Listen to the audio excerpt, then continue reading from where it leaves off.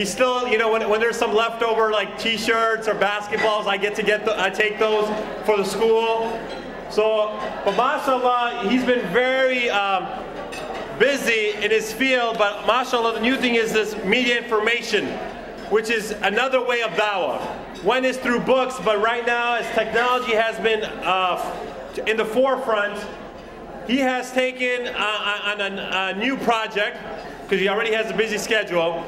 And it's this project, and he's going to get more detail in Dearborn, Michigan, where I used to live in Michigan for 4 or 5 years, so this is kind of close to home because I taught in Detroit Public Schools, which was next door. So I'm going to call him up to say a few words about it, and then inshallah, you are going to be one of the few people to see the trailer. I got to get a sneak peek last week, and you got to check this out. ESPN, everyone's taking it, but guess what? We get to see it first. Rashid. Assalamu alaikum. About 6 years ago, a friend of mine from USA Today called me when Ramadan was in November and said, have you heard of this Arab group of kids who fast and play football while they're fasting? And they're really, really good football players. They're in the state semifinals. So I called the school up. It was a school in Michigan, and asked them if we could come and document these kids who play football. And for 6 years, we got no's. No by the board, no by the coaches, no by everybody. And this year, Ramadan is falling towards the very beginning of the football season, so it was a last-ditch effort to convince the school to allow us to come in and tape a story about this community and these kids. And they allowed us to come in. So myself, with our producers Usher Qureshi and Basma Qureshi, the husband-wife team, we went and spent 10 days, the last 10 days of Ramadan in Michigan, spending time with these children and talking about Islam, Ramadan, fasting, and their life story.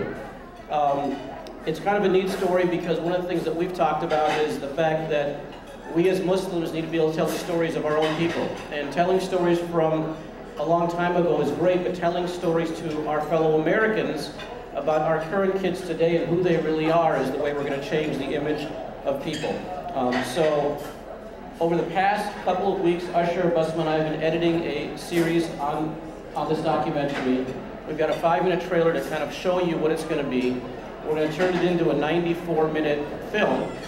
And ESPN, PBS, and a number of networks are already interested in the content because it's extremely relevant if you look at where Islam is today, where the Obama administration is today. And it's been a family affair. If you're wondering why we're showing it at the IQRA dinner, my dad saw a little bit of it and wanted us to show it, one. Two, I liked football a lot as a kid, and my dad didn't think football would ever come into play in anything, so I wanted to show him football actually is relevant today. And then also in the same tradition that my parents wanted to spend their time writing books, and I wanted to spend my time working and making money, some of that money's gotten into making a movie for them. So take a look at this. It's been a family affair totally, that when we went for 18 days, my in-laws came with us to Michigan to babysit some of our kids so we could actually work. So I thank them as well. So why don't we play this, take a look at it. The videos are kind of small. If you've got any questions, ask myself or Usher and Basma. We're both here in the audience.